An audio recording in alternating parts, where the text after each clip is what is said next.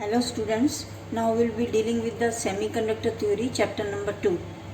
In this first of all we will be taking the fundamentals for conductor, insulator and semiconductor. There are three type of materials, एक ਹੁੰਦਾ conductor, एक ਹੁੰਦਾ insulator, एक ਹੁੰਦਾ semiconductor. जब ਤੁਸੀਂ ਕਹਿੰਦੇ ਹੋ ਵੀ ਇਹ ਵਾਲਾ ਮਟੀਰੀਅਲ ਕੰਡਕਟ ਕਰਦਾ ਉਹਨੂੰ ਕਹਿੰਦੇ ਆ ਕੰਡਕਟਰ ਹੈ। ਜੇ ਤੁਸੀਂ ਕਹਿੰਦੇ ਹੋ ਵੀ ਇਹ ਕੰਡਕਟ ਨਹੀਂ ਕਰ ਸਕਦਾ ਇਲੈਕਟ੍ਰਿਕ ਕਰੰਟ ਨੂੰ ਉਹ ਇਨਸੂਲੇਟਰ ਹੁੰਦਾ ਹੈ। ਇਹਨਾਂ ਦੋਨਾਂ ਦੇ ਦਰਮਿਆਨ ਜਿਹੜਾ ਹੁੰਦਾ ਉਹ ਹੁੰਦਾ ਸੈਮੀਕੰਡਕਟਰ।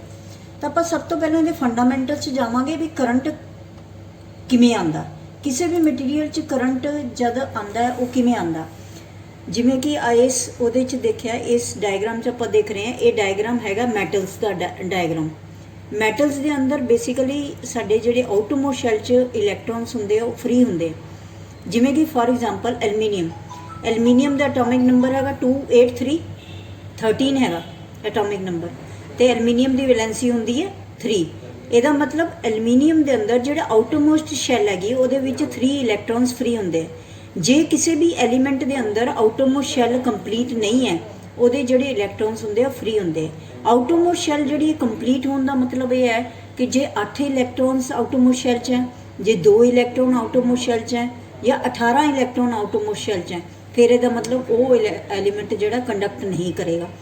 ਜੇ ਇਹਦੇ ਤੋਂ ਘੱਟ ਇਲੈਕਟ੍ਰੋਨਸ ਆਊਟਰਮੋਸਟ ਸ਼ੈਲ 'ਚ ਹੈ, ਜਿਵੇਂ 1 ਹੈਗਾ ਜਾਂ 8 ਤੋਂ ਥੋੜਾ ਜਿਹਾ ਘੱਟ ਹੈਗਾ, 4 ਹੈਗਾ ਜਾਂ 18 ਤੋਂ ਥੋੜਾ ਘੱਟ ਹੈਗਾ, ਉਹ ਇਲੈਕਟ੍ਰੋਨ ਫ੍ਰੀ ਹੁੰਦੇ ਆ। ਤੇ ਫ੍ਰੀ ਇਲੈਕਟ੍ਰੋਨਸ ਜਿਹੜੇ ਹੈ ਬੇਸਿਕਲੀ ਇਲੈਕਟ੍ਰਿਕ ਕਰੰਟ ਨੂੰ ਕੰਡਕਟ ਕਰਦੇ ਆ। ਯਾਨੀ ਕਿ ਅਗਰ ਕੋਈ ਮਟੀਰੀਅਲ ਕੰਡਕਟਰ ਹੈਗਾ ਤਾਂ ਉਹਦਾ 'ਚ ਸਾਨੂੰ ਪਤਾ ਲੱਗਦਾ ਹੈ ਕਿ ਉਹਦੇ ਵਿੱਚ ਫ੍ਰੀ ਇਲੈਕਟ੍ਰੋਨਸ ਹੈਗੇ ਤਾਂ ਹੀ ਉਹ ਕੰਡਕਟਰ ਹੈ। ਯਾਨੀ ਕਿ ਇਹਦਾ ਕੰਡਕਟਿਵਿਟੀ ਜਿਹੜੀ ਹੁੰਦੀ ਹੈ, ਕਿਸੇ ਵੀ ਚੀਜ਼ ਦੀ ਕੰਡਕਟਿਵਿਟੀ ਡਿਪੈਂਡ ਕਰਦੀ ਹੈ ਕਿ ਉਸ ਮਟੀਰੀਅਲ ਦੇ ਅੰਦਰ ਫ੍ਰੀ ਇਲੈਕਟ੍ਰੋਨਸ ਹੈਗੇ ਹੈ ਜਾਂ ਕਿ ਨਹੀਂ ਹੈ। ਔਰ ਸੈਕਿੰਡ ਕੰਡਕਟਿਵਿਟੀ ਡਿਪੈਂਡ ਕਰਦੀ ਹੈ ਬੌਂਡਿੰਗ ਦੇ ਅੰਦਰ। ਬੌਂਡਿੰਗ ਕਿਸ ਤਰ੍ਹਾਂ ਦੀ ਹੈਗੀ ਹੈ, ਮੈਟਲ ਹੈਗਾ, ਮੈਟਲ ਦੇ ਅੰਦਰ ਤਾਂ ਇਕੱਲਾ ਐਲੂਮੀਨੀਅਮ ਹੈਗਾ ਤੇ ਐਲੂਮੀਨੀਅਮ ਦੇ ਹੀ ਐਟਮਸ ਹੋਣਗੇ ਤਾਂ ਆਪਾਂ ਇਹ ਸਿਰਫ ਫ੍ਰੀ ਇਲੈਕਟ੍ਰੋਨਸ ਦੀ ਗੱਲ ਕਰ ਸਕਦੇ। ਅਗਰ ਆਪਾਂ ਕੰਪਾਊਂਡ 'ਚ ਚੱਲ ਜਾਈਏ, ਕੰਪਾਊਂਡ ਦੇ ਅੰਦਰ ਸਾਲਟ 'ਚ ਚੱਲ ਜਾਈਏ, ਸਾਲਟ ਦੇ ਅੰਦਰ ਜਿਵੇਂ NaCl, ਹੁਣ NaCl ਜਿਹੜਾ ਸਾਲਟ ਹੈ ਉਹ ਇੱਕ Na ਐਟਮ ਹੈ, ਇੱਕ Cl ਐਟਮ ਹੈ। ਇੱਕ Na ਐਟਮ ਜਿਹੜਾ ਹੈ ਉਹਦੇ ਅੰਦਰ ਇਲੈਕਟ੍ਰੋਨਿਕ ਕਨਫਿਗਰੇਸ਼ਨ ਹੁੰਦਾ 281, ਜਿਹੜਾ Cl ਹੁੰਦਾ ਉਹਦੇ ਅੰਦਰ ਹੁੰਦਾ 287। ਤੇ ਜਦ ਇਹ ਦੋਨੇ Na ਤੇ Cl ਦੋਨੇ ਬੌਂਡਿੰਗ ਕਰਦੇ ਆ ਉਹਨੂੰ ਅਸੀਂ ਆਇਨਿਕ ਬੌਂਡ ਕਹਿੰਦੇ ਹਾਂ। ਯਾਨੀ ਕਿ ਇਹ ਬੇਸਿਕਲੀ NaCl ਕਿਵੇਂ ਬਣਦਾ, Na ਜਿਹੜਾ ਹੈ ਸੋਡੀਅਮ ਜਿਹੜਾ ਹੁੰਦਾ ਹੈ Cl ਨੂੰ ਇੱਕ ਇਲੈਕਟ੍ਰੋਨ ਟ੍ਰਾਂਸਫਰ ਕਰ ਦਿੰਦਾ। ਯਾਨੀ ਕਿ ਟ੍ਰਾਂਸਫਰ ਜਦ ਇਲੈਕਟ੍ਰੋਨ ਕਰਦਾ ਹੈ ਉਹਨੂੰ ਆਪਾਂ ਆਇਨਿਕ ਬੌਂਡ ਕਹਿੰਦੇ ਹਾਂ। ਜਿਹੜੇ ਆਇਨਿਕ ਬੌਂਡ ਵਾਲੇ ਮੈਟਲਸ ਹੁੰਦੇ ਆ ਜਾਂ ਆਇਨਿਕ ਬੌਂਡ ਵਾਲੇ ਕੰਪਾਊਂਡਸ ਹੁੰਦੇ ਆ ਉਹਨਾਂ ਨੂੰ ਆਪਾਂ ਅਗਰ ਮੈਲਟ ਕਰ ਦਈਏ ਜਾਂ ਡਿਜ਼ੋਲਵ ਕਰ ਦਈਏ ਕਿਸੇ ਵੀ ਲਿਕੁਇਡ 'ਚ, ਡਿਜ਼ੋਲਵ ਹੋ ਜਾਂਦੇ ਆ। ਡਿਜ਼ੋਲਵ ਹੋਣ ਤੋਂ ਬਾਅਦ ਉਹ ਜਿਹੜੇ ਦੇ ਕਨਵਰਟਡ ਟੂ ਦਾ ਆਇਨਸ। ਅਗਰ ਕਿਸੇ ਸਾਲਟ ਦੇ ਅੰਦਰ ਉਹਨੂੰ ਆਪਾਂ ਡਿਜ਼ੋਲਵ ਕਰ ਸਕਦੇ ਹਾਂ, ਉਹਦੇ ਅੰਦਰ ਆਇਨਸ ਬਣਦੇ ਆ ਤਾਂ ਉਹ ਵੀ ਇਲੈਕਟ੍ਰਿਸਿਟੀ ਕੰਡਕਟ ਕਰ ਸਕਦਾ। ਯਾਨੀ ਕਿ ਇੱਕ ਮੈਟਲਸ ਇਲੈਕਟ੍ਰਿਸਿਟੀ ਕੰਡਕਟ ਕਰ ਸਕਦੇ, ਇੱਕ ਸਾਲਟ ਵੀ ਇਲੈਕਟ੍ਰਿਸਿਟੀ ਕੰਡਕਟ ਕਰ ਸਕਦਾ due to the presence of ions. ਜਦ ਤੁਸੀਂ ਇਹਨੂੰ NaCl ਨੂੰ ਉਹਦੇ ਅੰਦਰ ਡਿਜ਼ੋਲਵ ਕਰ ਦੇਣਾ ਕਿਸੇ ਲਿਕੁਇਡ 'ਚ ਤਾਂ Na ਅਲੱਗ ਹੋ ਜਾਂਦਾ, Cl ਅਲੱਗ ਹੋ ਜਾਂਦਾ। Na ਤੇ ਪੋਜ਼ਿਟਿਵ 'ਚ ਆ ਜਾਂਦਾ ਤਾਂ Cl ਤੇ ਨੈਗੇਟਿਵ 'ਚ ਆ ਜਾਂਦਾ। ਇੱਕ ਕੈਟਾਇਨ ਬਣ ਜਾਂਦਾ, ਇੱਕ ਐਨਾਇਨ ਬਣ ਜਾਂਦਾ। ਇਸ ਤਰ੍ਹਾਂ ਜਿਹੜਾ ਵੀ ਸਾਲਟ ਡਿਜ਼ੋਲਵ ਹੋ ਸਕਦਾ ਉਹ ਕੰਡਕਟ ਕਰੇਗਾ ਇਲੈਕਟ੍ਰਿਸਿਟੀ ਮੈਟਲਸ ਤੋਂ ਇਲਾਵਾ। ਹੁਣ ਆਪਾਂ ਨੇ ਇੰਸੂਲੇਟਰ ਉਹ ਮਟੀਰੀਅਲ ਹੁੰਦੇ ਆ ਜਿਨ੍ਹਾਂ ਦੇ ਅੰਦਰ ਆਪਾਂ ਨਾ ਤਾਂ ਉਹਨਾਂ ਨੂੰ ਡਿਜ਼ੋਲਵ ਕਰ ਸਕਦੇ ਹਾਂ ਤੇ ਨਾ ਹੀ ਉਹਨਾਂ ਦੇ ਅੰਦਰ ਕੋਈ ਫ੍ਰੀ ਇਲੈਕਟ੍ਰੋਨ ਹੁੰਦਾ। ਇਸ ਲਈ ਦੋਨੇ ਕੰਡੀਸ਼ਨਸ ਅਪਲਾਈ ਨਾ ਕਰਦੇ ਹੋਏ ਇੰਸੂਲੇਟਰਸ ਉਹ ਵਾਲੇ ਮਟੀਰੀਅਲ ਨੇ ਜਿਨ੍ਹਾਂ ਦਾ ਆਊਟਰਮੋਸਟ ਸ਼ੈਲ ਜਿਹੜਾ ਕੰਪਲੀਟ ਹੁੰਦਾ। ਯਾਨੀ ਕਿ ਆਊਟਰਮੋਸਟ ਸ਼ੈਲ ਦੇ ਅੰਦਰ ਅਗਰ 8 ਇਲੈਕਟ੍ਰੋਨ ਹੈ ਜਾਂ 18 ਇਲੈਕਟ੍ਰੋਨ ਹੈ, ਇਹਦਾ ਮਤਲਬ ਹੈ ਕਿ ਆਊਟਰਮੋਸਟ ਸ਼ੈਲ ਆਲਰੇਡੀ ਕੰਪਲੀਟਡ ਹੈ।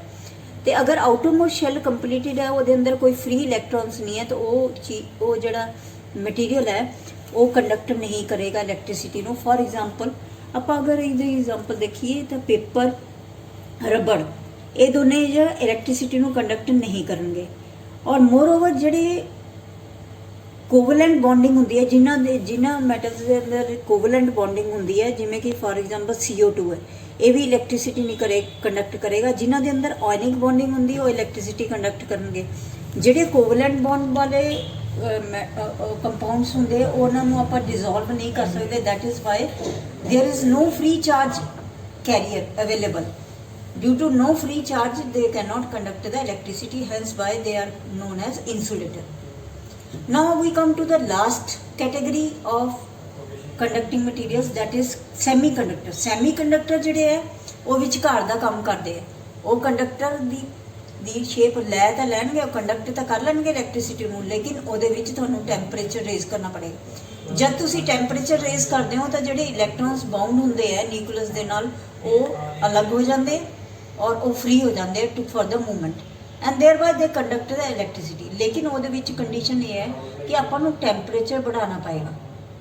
you can make the semiconductors a conductor by increasing the temperature or by providing the electric field। now ਜੇ ਆਪਾਂ ਕੰਡਕਟਿਵਿਟੀ ਦੇਖੀਏ ਮਟੀਰੀਅਲ ਦੀ, ਕੋਈ ਕੰਡਕਟਿਵਿਟੀ ਕਿ ਇਲੈਕਟ੍ਰੋਨ ਜਿਹੜਾ ਹੈ ਉਹ ਮਟੀਰੀਅਲ ਜਿਹੜਾ ਹੈ ਕਰੰਟ ਨੂੰ ਕਿੰਨੀ ਅੱਛੀ ਤਰ੍ਹਾਂ ਕੰਡਕਟ ਕਰਦਾ, ਉਹਦੇ ਤੇ ਡਿਪੈਂਡ ਕਰਦਾ ਕਿ ਕਿੰਨੀ ਅੱਛੀ ਤਰ੍ਹਾਂ ਕੰਡਕਟ ਕਰਦਾ ਹੈ ਜਾਂ ਨਹੀਂ ਕਰਦਾ ਹੈ, ਜਾਂ ਵਿਚਕਾਰਲੀ ਗੱਲ ਹੈ। ਤਾਂ ਉਹਦੇ ਤੇ ਆਪਾਂ 3 ਕੈਟੇਗਰੀਜ਼ ਤੇ ਡਿਵਾਈਡ ਕੀਤਾ ਮਟੀਰੀਅਲਸ ਨੂੰ। ਪਹਿਲਾ ਹੈਗਾ ਕੰਡਕਟਰ, ਦੂਸਰਾ ਹੈਗਾ ਸੈਮੀ ਕੰਡਕਟਰ ਤੇ ਤੀਸਰਾ ਹੈਗਾ ਇਨਸੂਲੇਟਰ। ਕੰਡਕਟਰ ਉਹ ਵਾਲੇ ਮਟੀਰੀਅਲ ਹੈ ਜਿਹੜੇ ਕਿ ਇਲੈਕਟ੍ਰਿਕ ਕਰੰਟ ਨੂੰ ਕੰਡਕਟ ਕਰਦੇ ਈਜ਼ੀਲੀ, ਔਰ ਕੰਡਕਟਰ ਦਾ ਜਿਹੜਾ ਰੈਜ਼ਿਸਟੈਂਸ ਹੁੰਦਾ ਉਹ ਕਾਫੀ ਲੋ ਹੁੰਦਾ। ਇਹਦੇ ਅੰਦਰ ਜਿਹੜੇ ਐਗਜ਼ਾਮਪਲਸ ਆਉਂਦੇ ਆ ਉਹ ਹੁੰਦੇ ਆ ਮੈਟਲਸ ਸਾਰੇ ਆ ਜਾਂਦੇ ਆ, ਆਇਰਨ, ਕਾਪਰ ਹੋ ਗਿਆ, ਸਿਲਵਰ ਹੋ ਗਿਆ। ਇਹ ਕੰਡਕਟ ਕਰਦੇ ਇਲੈਕਟ੍ਰਿਸਿਟੀ ਨੂੰ ਕਿਉਂਕਿ ਇਹਦੇ ਅੰਦਰ ਫ੍ਰੀ ਇਲੈਕਟ੍ਰੋਨਸ ਅਵੇਲੇਬਲ ਹੁੰਦੇ ਆ। ਜਿਹੜਾ ਸੈਮੀ ਕੰਡਕਟਰ ਹੈ ਉਹਨਾਂ ਦੀ ਕੰਡਕਟਿਵਿਟੀ ਇਨਸੂਲੇਟਰ ਤੋਂ ਵੱਧ ਹੁੰਦੀ ਹੈ ਤੇ ਕੰਡਕਟਰ ਤੋਂ ਘੱਟ ਹੁੰਦੀ ਹੈ। ਜਿਹੜੇ ਸੈਮੀ ਕੰਡਕਟਰਸ ਆ ਉਹ ਕੰਡਕਟ ਤਾਂ ਜ਼ਰੂਰ, ਸੈਮੀ ਕੰਡਕਟਰਸ ਕੰਡਕਟ ਤਾਂ ਕਰ ਲੈਂਦੇ ਆ ਇਲੈਕਟ੍ਰਿਸਿਟੀ ਨੂੰ, ਲੇਕਿਨ ਉਹਦੇ ਕੇਸ 'ਚ ਸਾਨੂੰ ਟੈਂਪਰੇਚਰ बढ़ाना ਪਏਗਾ। ਜਾਂ ਆਪਾਂ ਕੀ ਕਰਦੇ ਆ ਉਹਦੇ ਅੰਦਰ ਕੁਝ ਵੀ ਜਿਹੜਾ ਮੇਨ ਸੈਮੀ ਕੰਡਕਟਰ ਉਹਦੇ ਅੰਦਰ ਇੰਪਿਓਰਿਟੀਜ਼ ਐਡ ਕਰਦੇ। ਅਗਰ ਤੁਸੀਂ ਇੰਪਿਓਰਿਟੀਜ਼ ਐਡ ਕਰਦੇ ਹੋ ਜਿਵੇਂ ਸਿਲੀਕਨ ਜਰਮੇਨੀਅਮ ਦੇ ਅੰਦਰ ਇੰਪਿਓਰਿਟੀਜ਼ ਕੋਈ ਵੀ ਦੂਜਾ ਐਲੀਮੈਂਟ ਐਡ ਕਰਦੇ ਹੋ, ਐਲੂਮੀਨੀਅਮ ਐਡ ਕਰਦੇ ਹੋ ਜਾਂ ਫਾਸਫੋਰਸ ਐਡ ਕਰਦੇ ਹੋ ਤਾਂ ਉਹਦੀ ਕੰਡਕਟਿਵਿਟੀ ਵੱਧ ਜਾਂਦੀ ਹੈ। ਯਾਨੀ ਕਿ ਸੈਮੀ ਕੰਡਕਟਰ ਮਟੀਰੀਅਲਸ ਜਿਹੜੇ ਹੈ ਉਹ ਉਹਨਾਂ ਦੇ ਵਿੱਚ ਕੰਡਕਟਿਵਿਟੀ ਵਧਾਉਣ ਲਈ ਆਪਾਂ ਨੂੰ ਇੰਪਿਓਰਿਟੀਜ਼ ਨੂੰ ਐਡ ਕਰਨਾ ਪਏਗਾ। ਇੰਪਿਓਰਿਟੀਜ਼ ਆ ਜਿਹੜੇ ਸਿਲੀਕਨ ਜਰਮੇਨੀਅਮ ਹੈ ਪਿਓਰ ਸੈਮੀ ਕੰਡਕਟਰਸ ਹੈ, ਇਹਦੇ ਵਿੱਚ ਇੰਪਿਓਰਿਟੀਜ਼ ਐਡ ਕਰਕੇ ਅਸੀਂ ਕੰਡਕਟਿਵਿਟੀ ਵਧਾ ਸਕਦੇ ਹਾਂ। ਜਿਹੜੇ ਸੈਮੀ ਕੰਡਕਟਰ ਮਟੀਰੀਅਲਸ ਹੁੰਦੇ ਆ ਉਹਨਾਂ ਨੂੰ ਆਪਾਂ ਐਕਟਿਵ ਕੰਪੋਨੈਂਟਸ ਮੈਨੂਫੈਕਚਰ ਕਰਨ ਲਈ ਯੂਜ਼ ਕਰਦੇ ਹਾਂ। ਬੇਸਿਕਲੀ ਜਿਵੇਂ ਡਾਇਓਡ ਹੋ ਗਿਆ, ਟਰਾਂਜ਼ਿਸਟਰ ਹੋ ਗਿਆ, ਇਹਨਾਂ ਦੀ ਮੈਨੂਫੈਕਚਰਿੰਗ 'ਚ ਯੂਜ਼ ਕਰਦੇ ਹਾਂ ਸੈਮੀ ਕੰਡਕਟਰਸ। ਮੇਨ ਜਿਹੜੇ ਸੈਮੀ ਕੰਡਕਟਰਸ ਆਪਾਂ ਯੂਜ਼ ਕਰਦੇ ਉਹ ਹੈਗਾ ਸਿਲੀਕਨ ਤੇ ਜਰਮੇਨੀਅਮ। ਜ਼ਿਆਦਾਤਰ ਤੁਸੀਂ ਸਿਲੀਕਨ ਪੜ੍ਹੋਗੇ, ਵੈਸੇ ਤਾਂ ਜਰਮੇਨੀਅਮ ਵੀ ਨਾਲ ਹੀ ਨਾਲ ਥੋੜ੍ਹਾ ਬਹੁਤ ਸਟੱਡੀ ਕਰੋਗੇ। ਹੁਣ ਆਪਾਂ ਲਾਸਟ ਕੈਟੇਗਰੀ ਤੇ ਆਉਂਦੇ ਹਾਂ ਇਨਸੂਲੇਟਰਸ। ਇਨਸੂਲੇਟਰ ਉਹ ਮਟੀਰੀਅਲਸ ਹੁੰਦੇ ਜਿਨ੍ਹਾਂ ਦੇ ਅੰਦਰ ਇਲੈਕਟ੍ਰਿਕ ਕਰੰਟ ਪਾਸ ਹੀ ਨਹੀਂ ਹੋ ਸਕਦਾ, ਕਿਉਂਕਿ ਇਲੈਕਟ੍ਰਿਕ ਕਰੰਟ ਪਾਸ ਹੋਣ ਲਈ ਇਹ ਬਹੁਤ ਜ਼ਰੂਰੀ ਹੈ ਕਿ ਕਿਸੇ ਵੀ ਮਟੀਰੀਅਲ ਦੇ ਅੰਦਰ ਫ੍ਰੀ ਇਲੈਕਟ੍ਰॉन्स ਅਵੇਲੇਬਲ ਹੋਣੇ ਚਾਹੀਦੇ। ਇਨਸੂਲੇਟਰ ਐਸੇ ਮਟੀਰੀਅਲਸ ਹੈ ਜਿਨ੍ਹਾਂ ਦੇ ਅੰਦਰ ਫ੍ਰੀ ਇਲੈਕਟ੍ਰॉन्स ਅਵੇਲੇਬਲ ਨਹੀਂ ਰਹਿੰਦੇ, ਇਸ ਲਈ ਇਹਨਾਂ ਦੇ ਅੰਦਰ ਅਸੀਂ ਇਲੈਕਟ੍ਰਿਕ ਕਰੰਟ ਪਾਸ ਨਹੀਂ ਕਰ ਸਕਦੇ ਔਰ ਇਹਨਾਂ ਦਾ ਰੈਜ਼ਿਸਟੈਂਸ ਕਾਫੀ ਹਾਈ ਹੁੰਦਾ ਹੈ।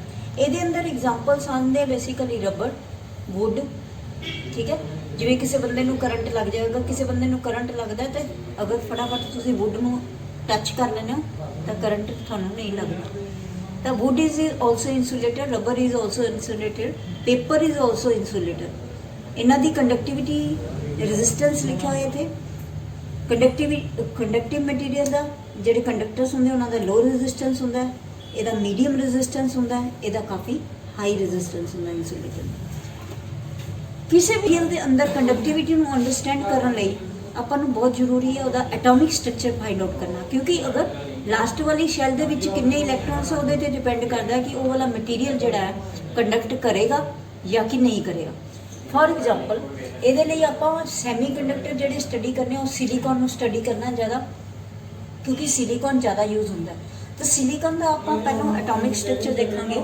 ਸਿਲੀਕਨ ਦਾ ਐਟੋਮਿਕ ਨੰਬਰ ਜਿਹੜਾ 14 ਹੁੰਦਾ ਤੇ ਸਿਲੀਕਨ ਦੀ ਆਪਾਂ ਅਗਰ ਐਟੋਮਿਕ ਸਟਰਕਚਰ ਬਤਾਨਾ ਦੱਸਣਾ ਵੀ ਪਹਿਲੇ ਸ਼ੈਲ 'ਚ ਕਿੰਨੇ ਇਲੈਕਟ੍ਰੋਨ ਹੈ, ਦੂਜੇ ਸ਼ੈਲ 'ਚ ਕਿੰਨੇ ਇਲੈਕਟ੍ਰੋਨ ਹੈ, ਤਾਂ ਆਪਾਂ ਇਹ ਫਾਰਮੂਲਾ ਯੂਜ਼ ਕਰਾਂਗੇ n = 2n²।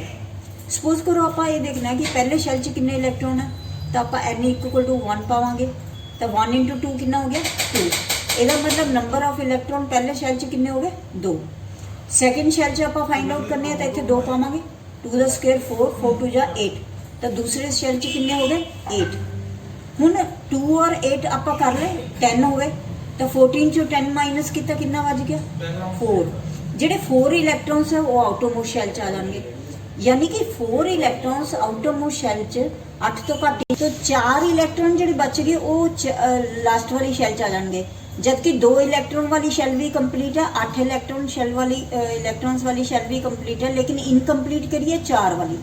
4 वाले जिहड़ी है ना वो आउटरमोस्ट इलैक्ट्रॉन्स जिहड़े है ना ये मेन रोल प्ले करते हैं ਉਹਦੇ ਅੰਦਰ इलैक्ट्रिक करंट ਨੂੰ कंडक्ट करने ਲਈ। ਹੁਣ 4 इलैक्ट्रॉन ਇਹਦੇ ਜਿਹੜੇ 4 इलैक्ट्रॉन है ना वो ਉਹਨੂੰ कंडक्ट करके इलैक्ट्रिसिटी ਨੂੰ, ਤਾਂ अगर 4 इलैक्ट्रॉन आउटरमोस्ट शैल 'ਚ है ਤਾਂ वैलेंसी कितनी होगी 4।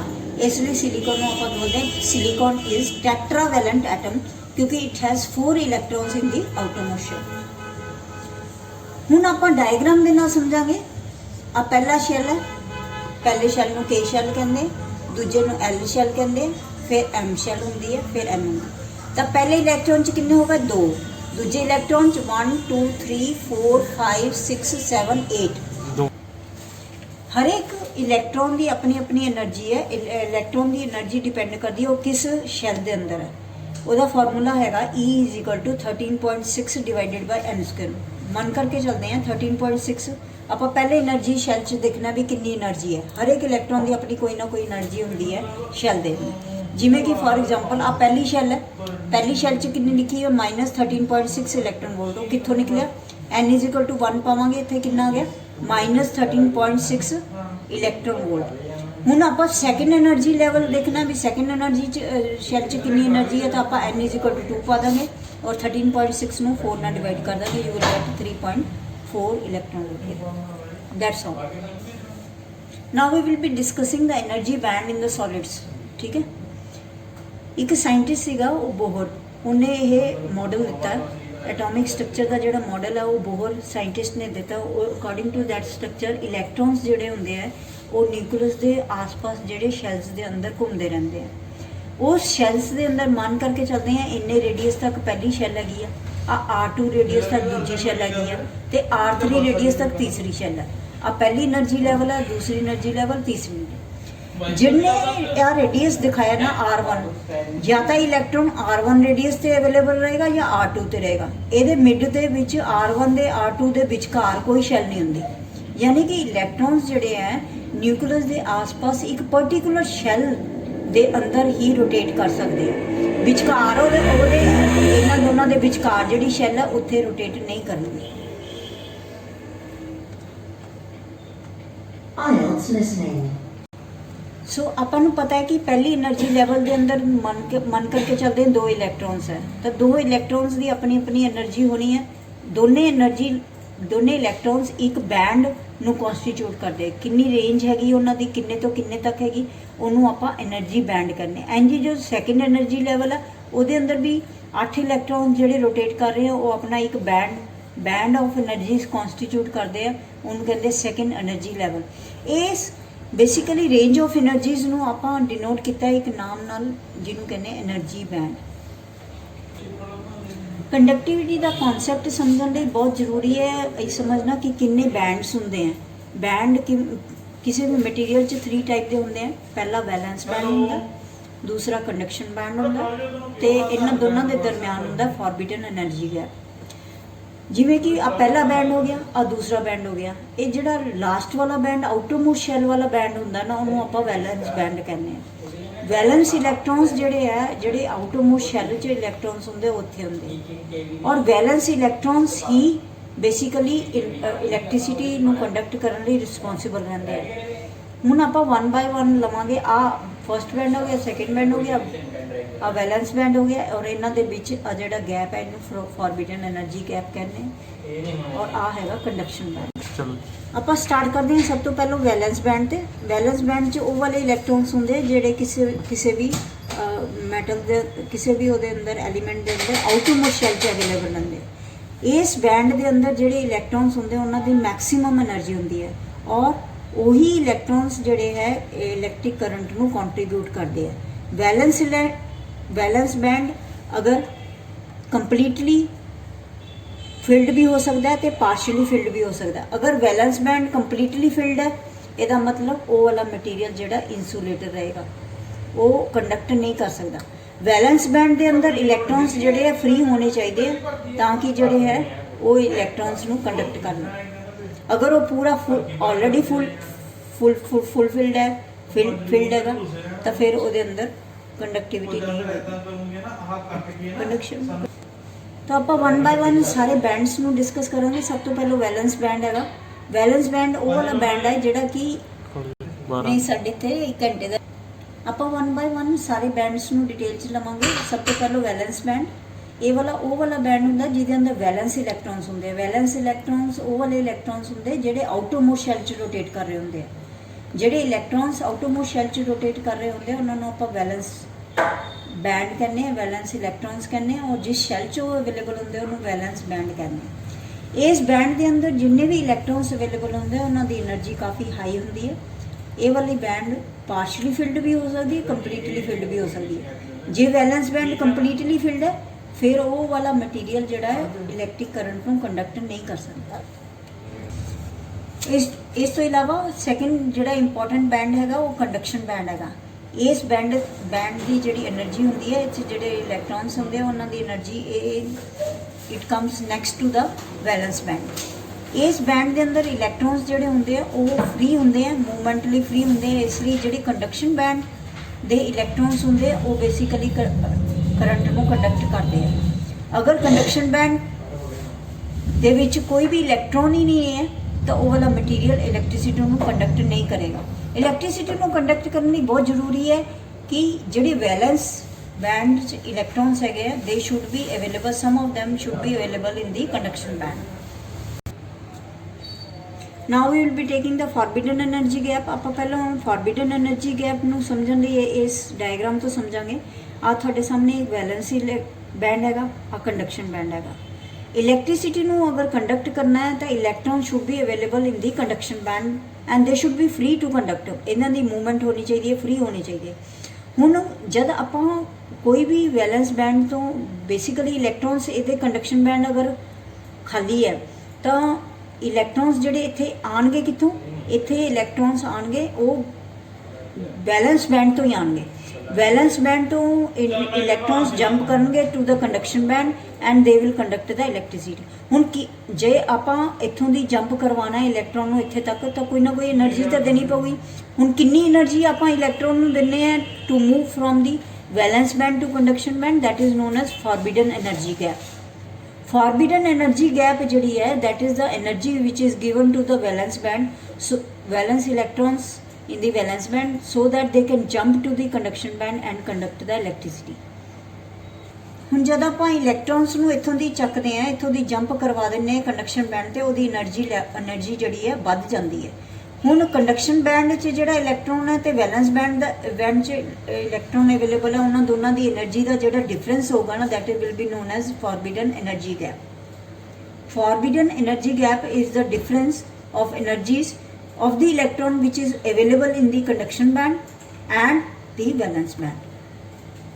किसी भी मटेरियल के अंदर कंडक्टिविटी डिपेंड करती है कि कंडक्शन बैंड के अंदर वैलेंस इलैक्ट्रॉन्स हैगे हैं, ये इलैक्ट्रॉन्स अवेलेबल हैगे हैं या कि नहीं है। सब तो पहले डायग्राम है जिहड़ा ये इंसुलेटर का डायग्राम है। इंसुलेटर के अंदर की होंदा है वैलेंस बैंड और कंडक्शन बैंड जिहड़ी है वैलेंस बैंड पूरी भरी हुई होंदी है ते कंडक्शन बैंड खाली होंदी है।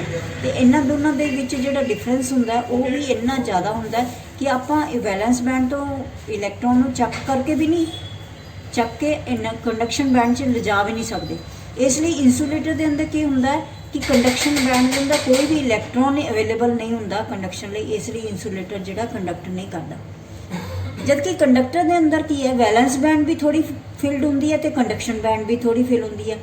ਉਹਦੇ ਇਸ ਲਈ ਕੀ ਹੁੰਦਾ ਕਿ ਜਿਹੜੇ ਵੈਲੈਂਸ ਇਲੈਕਟ੍ਰॉन्स ਹੁੰਦੇ ਉਹ ਆਲਰੇਡੀ ਅਵੇਲੇਬਲ ਹੁੰਦੇ ਕੰਡਕਸ਼ਨ ਬੈਂਡ 'ਚ ਫॉर ਦੀ ਕੰਡਕਸ਼ਨ। ਇਸ ਲਈ ਜਿਹੜਾ ਕੰਡਕਟਰ ਹੈ ਉਹ ਕੰਡਕਟ ਕਰਦਾ ਹੈ ਇਲੈਕਟ੍ਰਿਸਿਟੀ ਨੂੰ ਬਹੁਤ ਅੱਛੀ ਤਰੀਕੇ ਨਾਲ ਕਿਉਂਕਿ ਆਲਰੇਡੀ ਉਹਦੇ ਅੰਦਰ ਇਲੈਕਟ੍ਰॉन्स ਜਿਹੜੇ ਕੰਡਕਸ਼ਨ ਬੈਂਡ ਦੇ ਅੰਦਰ ਅਵੇਲੇਬਲ ਹੁੰਦੇ ਆ। ਜਿਹੜਾ ਸੈਮੀ ਕੰਡਕਟਰ ਹੈ so this is the energy band diagram of conductor. Conductor ਦੇ ਅੰਦਰ ਕੀ ਹੁੰਦਾ ਵੈਲੈਂਸ ਬੈਂਡ ਜਿਹੜਾ ਥੋੜੀ ਜਿਹੀ ਭਰੀ ਵੀ ਹੁੰਦੀ ਹੈ ਤੇ ਕੰਡਕਸ਼ਨ ਬੈਂਡ ਬਿਲਕੁਲ ਖਾਲੀ ਹੁੰਦੀ ਹੈ ਔਰ ਇਹਨਾਂ ਦੋਨਾਂ ਦੇ ਵਿੱਚ ਆਪਾਂ ਖੁਦ ਥੋੜਾ ਜਿਹਾ એનર્ਜੀ ਦੇ ਕਰਕੇ ਇਲੈਕਟ੍ਰॉन्स ਨੂੰ ਵੈਲੈਂਸ ਬੈਂਡ ਤੋਂ ਚੱਕ ਕਰਕੇ ਜੰਪ ਕਰਵਾ ਕੇ ਆਪਾਂ ਕੰਡਕਸ਼ਨ ਬੈਂਡ 'ਚ ਲਿਜਾ ਸਕਦੇ ਹਾਂ ਤਾਂ ਕਿ ਅਗਰ ਆਪਾਂ એનર્ਜੀ ਦਿੰਨੇ ਆ ਆਪਾਂ with the increase in temperature. ਜਦ ਟੈਂਪਰੇਚਰ ਇੰਕਰੀਜ਼ ਕਰਦੇ ਤਾਂ ਵੈਲੈਂਸ ਬੈਂਡ ਤੇ ਜਿਹੜੇ ਇਲੈਕਟ੍ਰੋਨਸ ਹੁੰਦੇ ਜੰਪ ਕਰਕੇ ਕੰਡਕਸ਼ਨ ਬੈਂਡ 'ਚ ਚਲ ਜਾਂਦੇ ਔਰ ਜਿਹੜਾ ਸੈਮੀ ਕੰਡਕਟਰ ਕੰਡਕਟ ਕਰਦਾ ਇਲੈਕਟ੍ਰਿਸਿਟੀ ਨੂੰ। ਸੈਮੀ ਕੰਡਕਟਰ ਕੰਡਕਟ ਕਰ ਸਕਦਾ ਇਲੈਕਟ੍ਰਿਸਿਟੀ ਨੂੰ, ਜਦਕਿ ਇਨਸੂਲੇਟਰ ਬਿਲਕੁਲ ਨਹੀਂ ਕਰ ਸਕਦਾ।